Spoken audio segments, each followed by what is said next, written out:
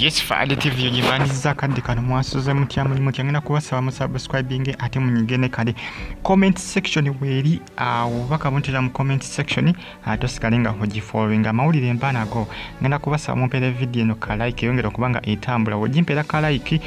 kijamba kokola ki okutuuka buli wamu ngenda kubasaba musigale nga mugifollowing n'okubanga musubscribing abapya musubscribing ate munyigere kale amawulire mbanago buli lunaku olukya Fifi da Queen yakyaliddeko abalema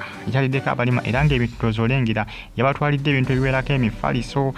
boxi za sabuni buto sukaali byonna era nga yakoze kino olw'ensonga nti munnange yagezaako okulaga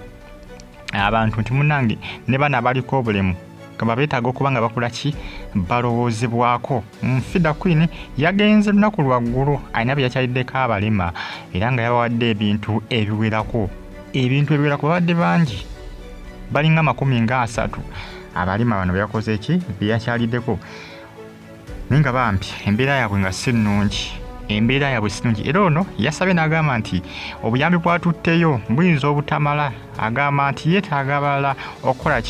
okukola nga kyakoze kugamba okwongera okukola ki okulabirira abantu bano nga bwolengera ebifaananyi ebimu ku bifaananyi Fifi da Queen ng'akola ki ng'awayamuko n'abalema oba n'abo abaliko obulemu abo byakoze ki byabadde akyaliddeko essanyu lyabadde lingi nnyo olw'ensonga nti beewuunyiza okuba nti wali abantu abakola ki ababalowoozaako era bano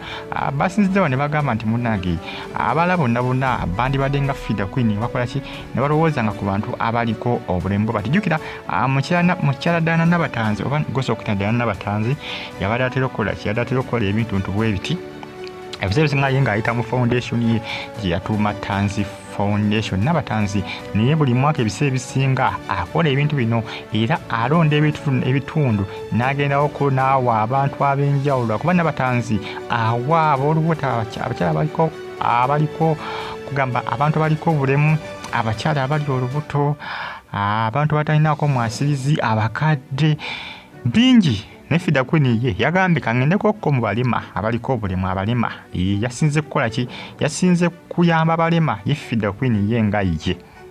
byakyalidde ebintu byabadde bingi munnange byabatwalidde era baasiimidde ddala olw'ensonga nti Fifi da Queen yabalowoozezaako baali tebakikiriza kyabadde unbelievable baali tebakikiriza okuba nti eriyo omuntu ayinza okukola ki okubaddukira ssanyu lyabadde lingi nnyo era nga olunaku lwonna Fifi da Queen yalumazeeyo mu balema bano bawayizaamu ne bakugamba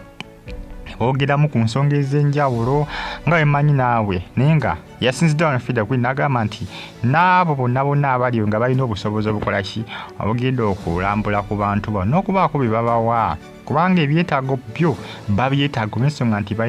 baliko obulemu ate obulemu tebakola ki tebabwagala era ono yasinziddewo n'asaba abo bonna abaliyo nga balina obusobozi obuyinza okwasaganyizaako abalala ye nga kye yakoze nti basobola okukola ki basobola nabo okugendayo ne bakola ki ne babavisitingako ne babakyalirako ne bababuuzaakoko ne babazaamu amaanyi manyi abantu bano bwe baliko obulemu baba beetaagamuko kale ka counseling kale n'ogenda n'onyumyamuko naye n'omugamba obutaggwamu maanyi ne muwayawayamuko nabo baddamu amaanyi bamanya nti munnange eriyo abantu ababafaako era eriyo abantu abasapootinga eriyo abantu ababalowoozaako eriyo mikwano gyabwe Fifi da Queen kyeyagambye era ng'essanyu lyabadde lingi nnyo nga bw'olengerawo omusajja watu yasanyuse nnyo essanyu lyabadde lingi nnyo yali takikkiriza munnange Fifi da Queen yamukyaliddeko ebintu byabadde bitirivu nga bw'olengerawo boxi za sabuudi wali eri mifaliso bintu byabadde bitirivu nnyo nga bigwerera ddala byabadde bingi yayambye abantu babadde bangi nnyo olw'ensonga nti gurupu y'abalema gyakoze ki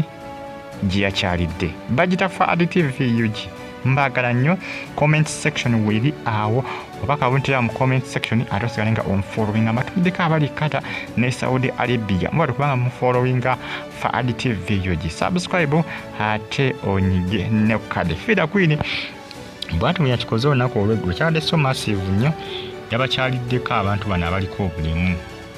abalima b'amagulu abalima b'emikono abatambulira mu bugaali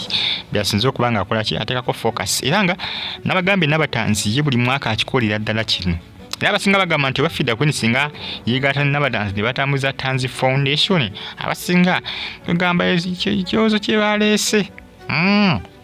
N'abatanzi aludde ng'akikola. N'abatanzi yatandika okuba nga atambula abantu biseera byatandikirawo gurupu ye gye yatuuma Tanzi Foundation ndowooza gwali mwaka gwa 2020. Mwaka ndowooza gwali gwa 2020 ng'atandika nga gwaka bwatyo 2021 ng'atandika we yakuliyetingira Tanzi Foundation era atandika okuba nga atambula bitundu ebyenjawulo. Yasookera Masaka mu bitundu by'Empigi. Ebiseera ebisinga atera nnyo okukyalira abantu omwaka nga guggwako. Desemba mu Novemba oluusi alina banne bangi nnyo. Tanzi Foundation erina abantu bangi nnyo n'abatanzi abamuyambako ne bagenda ne bakyarirako abantu nga 10 abantu nga 3. Bantu baba bangi n'abatanzi bakola ki bakyalirako n'abawa ebintu oluusi ebya Krisimansi abakadde n'abawa ebintu ebingi n'abawa kasukaali n'abawa ne kasente akokozesa oba mitwalo 2 kwegamba bwebityo bamutwalo zonna zabeera asobodde. Bagita Faadi TV ogimbagala nnyo. Mu commenting ate musigale nga mujje kufollowinga like ngompere video no ka like ate osigale nga ojje kumideko. Mbere bulungi musigale nga musupportinga Faadi TV kubanga updates simba nazo buli lunaku olukya. Munange byebera nga fida Queen yabakyaliddeko information gye mali njagala okubanga mbatuusako olunaku olwaleero. Balema bonna bolingirawo balema bangi babadde bangi 50 byaddukiridde. Bagita Faadi TV gimbagala nnyo. Musigale nga mugifollowinga updates simba nazo comment section weri awo bakamutira mu comment section tosigale nga ojje kumideko. Musubscribinge ate munyigene ku kade mulayikinge comment section weri awo obubaka buntere mu comment section ate musigale nga mugifollowinga. Mubeere bulungi mweraba.